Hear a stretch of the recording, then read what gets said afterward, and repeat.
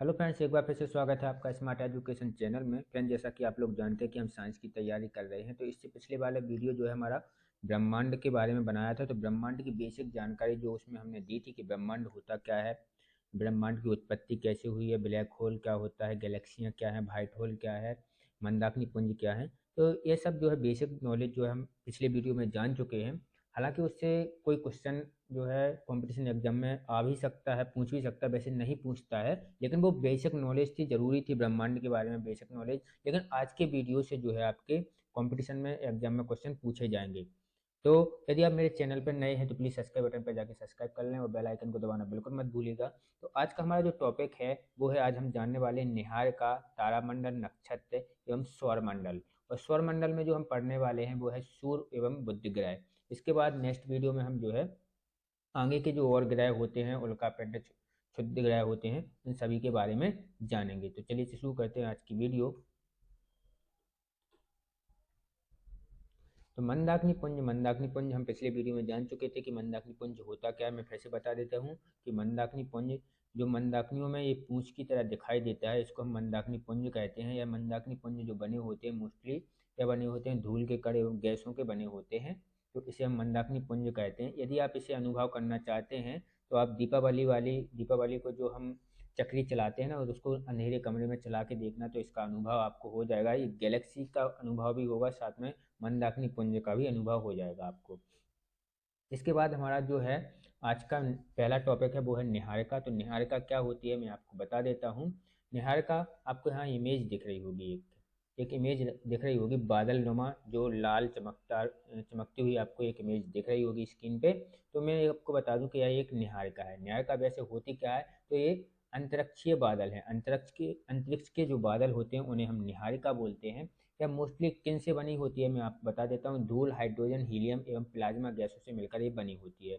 धूल, hydrogen, helium और plasma गैसों से मिलकर बनी होती है। पहले जब हबल टेलीस्कोप का विकास नहीं हुआ था, हबल टेलीस्कोप आपको पता होगा बहुत ही ज़्यादा पावरफुल टेलीस्कोप है, जिससे बहुत सारी चीज़ों की खोज हुई है अंतरिक्ष में। तो जब हबल टेलीस्कोप का खोज नहीं हुई थी, तब हमारी मंदाकिनी जो है आकाशगंगा, इसके बाहर की जितनी भी मंदाकिनी यहाँ हैं उन्हें हम निहारिका बोल देते थे। सभी मंदाकिनियों को, अदर मंदाकिनी को क्या बोलते थे, निहारिका। लेकिन हबल टेलीस्कोप के जरिए हमें पता चला कि वो मंदाकिनियाँ हैं और निहारिका जो है अलग होती है। तो आपको स्क्रीन पर दिख रही होगी, इसे हम बोलते हैं निहारिका। इसके बाद जो यहाँ पर लिखा हुआ था वो आप पढ़ सकते हैं वीडियो पॉज करके, यही इसमें जो है ज़्यादा इम्पोर्टेंट था, तो मैंने आपको बता दिया। इसके बाद आते हैं तारामंडल। तारामंडल क्या होता है मैं आपको बता दूं। तारामंडल को यदि सिंपल भाषा में बोला जाए तो तारों का विशेष समूह जो होता है उसे हम तारामंडल कहते हैं, जिससे एक आकृति टाइप की बनती है, उसे हम तारामंडल कहते हैं।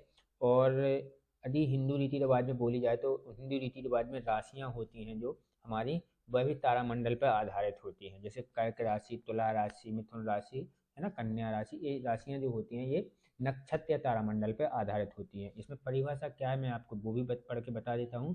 तारों का ऐसा समूह जिसके बीच की आपसी दूरी लगभग लगभग स्थिर रहती है। मतलब ये तारों के बीच की दूरी लगभग लगभग स्थिर रहेगी और अधिक चमकदार भी होते हैं ये। ऐसा समूह तारामंडल या नक्षत्र कहलाता है। अथवा आकाश के किसी एक निश्चित क्षेत्र में स्थित तारों का ऐसा समूह जो एक साथ गतिमान होता है, तारामंडल कहलाता है। तारामंडल की पहचान कर पाना उस तारामंडल की गति के कारण संभव होता है। उदाहरण के लिए सप्तऋषि तारामंडल होता है, ओरियंस तारामंडल, राशियों के तारामंडल आदि। तो ये तारामंडल कहलाते हैं, आपको दिख रहा होगा। और ये जो आपको रेखाएं खींची हुई दिख रही हैं ये काल्पनिक रेखाएं हैं। ये मेन तारों को देखना, आप सिर्फ तारे आपको दिखेंगे आसमान में, या जो रकाय बनी हुई है एक काल्पनिक है, और इसको बैल का जो रूप दे दिया है ये भी काल्पनिक जो है बनाया गया है पिक्चर में। तो एक तारामंडल है हमारे, ये तारामंडल है जो है ओरियन है, और ये है हमारा ट्यूरस ट्यूरस ट्यूरस तारामंडल है या नक्षत्र। नेक्स्ट हमारा सौरमंडल, या इसे हम तारामंडल भी कहते हैं। तो तारामंडल या सौरमंडल हम किसे बोलते हैं। सौरमंडल इसका नाम इसलिए पड़ा क्योंकि हमारे तारे का नाम जो है, हमारे सूर्य का नाम, तारे का नाम सूर्य है, इस वजह से उसे सौरमंडल बोलते हैं। तो इसकी सिंपल आप समझ लीजिएगा कि एक तारा एक तारा है और उसके आसपास के जितने भी उसके खगोलीय पिंड हैं, धूल के कण हैं, गैसें हैं, जो उसकी परिक्रमा करते हैं, तो वो उसके परिवार में आते हैं। उसके इस पूरे परिवार को हम क्या बोलते हैं, एक मंडल बोलते हैं, तारामंडल बोलते हैं।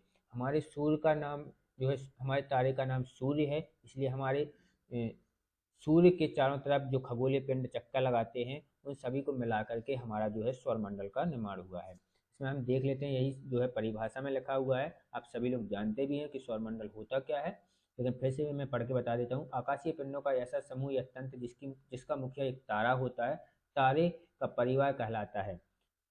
तारे के परिवार के सभी सदस्य ग्रह, उसके उपग्रह, अन्य सभी आकाशीय पिंड उस तारे की परिक्रमा करते हैं और इसके साथ ही पूरा परिवार उस तारे के साथ आकाशगंगा के केंद्र की परिक्रमा भी करता है। क्योंकि हम पृथ्वी के परिवार के मुखिया को सूर्य कहते हैं, इसलिए हम पृथ्वी के परिवार के इसके परिवार का नाम है सौरमंडल। तो इसको हमारा जो परिवार, हमारा जो तारे का जो परिवार है उसको हम बोलते हैं सौरमंडल। इसके बाद आता है हमारा नेक्स्ट है हमारा सूर्य। यहाँ से आपके जो है कंपटीशन के लिए क्वेश्चन आंसर बनने वाले हैं, तो इसको जो है ध्यान से सुनिएगा। ध्यान से आप चाहें तो स्लाइड को रोक करके और पढ़ सकते हैं। और साथ में मैं आपको बता दूं कि इसके जो है आपको नोट्स भी आपको उपलब्ध हो जाएंगे। आपको डिस्क्रिप्शन में स्मार्ट एजुकेशन जो है आपका फेसबुक पेज मिल जाएगा, लिंक मिल जाएगी फेसबुक पेज की, उस पर जाइएगा, उस पर आपको PDF मिल जाएगी इसकी। तो मैं PDF उपलब्ध करा दूंगा, पूरी कोशिश करूँगा PDF उस पर डालता रहूँ डेली। जैसे वीडियो डालूँ उसके बाद मैं उसकी PDF भी आपको उपलब्ध करा दूँ। तो यदि आप जैसे वीडियो में यदि आपको समझ में नहीं आता, आप स्वयं पढ़ना चाहते हैं, तो PDF डाउनलोड करके भी पढ़ सकते हैं। तो देख लेते हैं सूर्य के बारे में क्या हमने लिखा हुआ है यहाँ पर।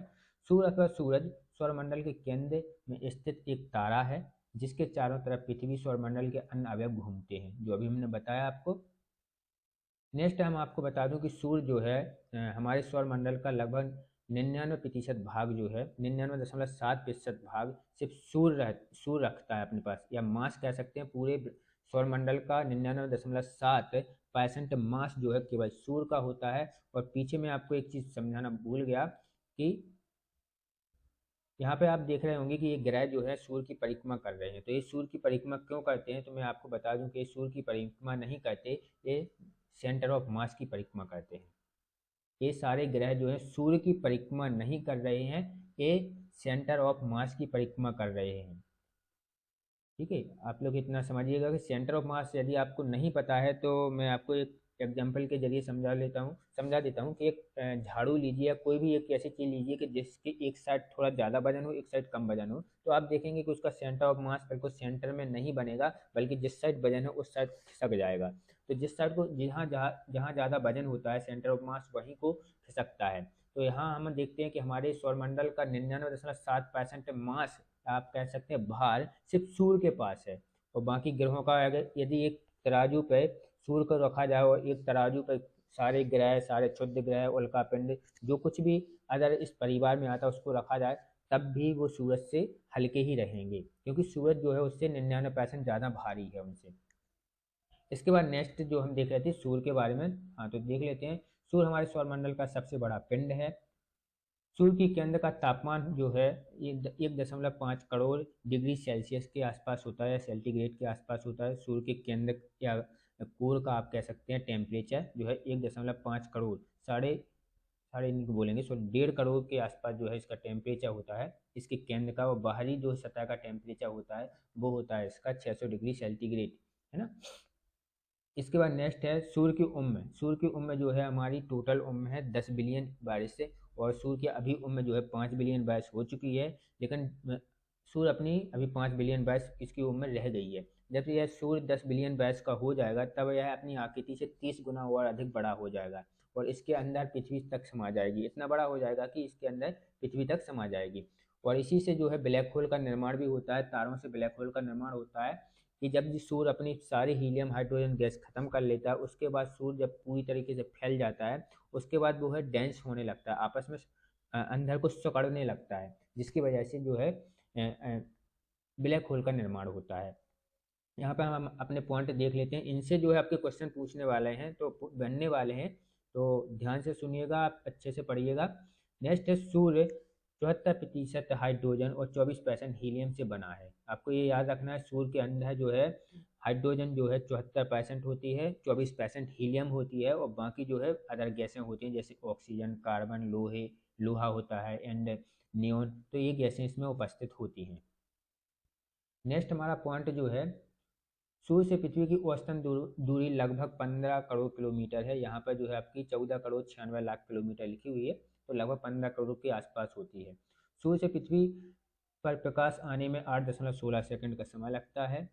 सूर्य पूरब से पश्चिम की ओर 28 दिनों में अपने अक्ष पर परिक्रमा करता है। तो मैं यहाँ पर आपको बताना चाहता हूँ कि पूरे सौरमंडल की बात कर रहा हूँ यहाँ पर, कि यदि आपसे पूछे कि कौन सा पिंड अपने अक्ष पर किस दिशा में घूमता है, तो मैं अभी समझा देता हूँ आपको कि तीन जो पिंड हैं, सौरमंडल के तीन पिंड हैं जो पूरब से पश्चिम की तरफ घूमते हैं। पहला है सूर्य, दूसरा है हमारा शुक्र ग्रह, तीसरा है यूरेनस। तो ये तीन जो है हमारे पिंड हैं जो पूरब से पश्चिम की तरफ घूमते हैं। तो यदि सौरमंडल के पिंडों की बात की करें तो तीन हैं जो अपने अक्ष पर पूरब से पश्चिम की तरफ घूमते हैं। और यदि ग्रहों की बात करें तो ग्रह को हैं कौन से हैं, दो ग्रह हैं हमारे, शुक्र व यूरेनस, जिसे अरुण भी बोलते हैं हम। तो हमारे ये दो ग्रह हैं जो पूरब से पश्चिम की तरफ घूमते हैं। बाकी जितने भी ग्रह हैं वो पश्चिम से पूर्व की तरफ घूमते हैं। सूरज आकाशगंगा के केंद्र की परिक्रमा करने की गति जो है 250 किलोमीटर प्रति सेकंड है। और हमारी आकाशगंगा के केंद्र में ब्लैक होल है। ब्लैक होल का निर्माण कैसे हुआ है आप सभी लोग जानते हैं। केंद्र में नाभिकीय संलयन की क्रिया होती है, हाइड्रोजन का हीलियम में परिवर्तन प्रारंभ हो जाता है। तो नाभिकीय संलयन की क्रिया के जरिए हाइड्रोजन जो है हीलियम में बन रही है। हाइड्रोजन जो है हीलियम में बनती है, जिससे हमें ऊष्मा प्राप्त होती है, बहुत ही ज़्यादा ऊष्मा उत्पन्न होती है। जब हाइड्रोजन हीलियम में संलयन होती है तब इससे क्या होता है, बहुत ज़्यादा ऊष्मा निकलती है। सूर्य का जीवन काल हमने बता दिया आपको 10 बिलियन वर्ष है, 1 बिलियन लगभग 1 करोड़ साल के आसपास होता है। इसके बाद है नेक्स्ट हमारा सूर्य का आकार 14 लाख किलोमीटर व्यास में है। तो सूर्य का जो व्यास है टोटल जो वो है 14 लाख किलोमीटर। पृथ्वी का जो व्यास है, ध्रुवीय व्यास है, वो है हमारा 12,714 किलोमीटर। और भूमध्यीय व्यास जो है 12,754 या 56 किलोमीटर के आसपास जो है होता है। 5 बिलियन वर्ष बाद सूर्य अपने हाइड्रोजन को खत्म कर लेगा, तब इसका आकार 30 गुना हो जाएगा। सूर्य अपने आसपास के सारे ग्रहों और पिंडों को अपने में समा लेगा, जिसमें हमारी पृथ्वी भी होगी। ठीक है, तो इतना आप समझ गए।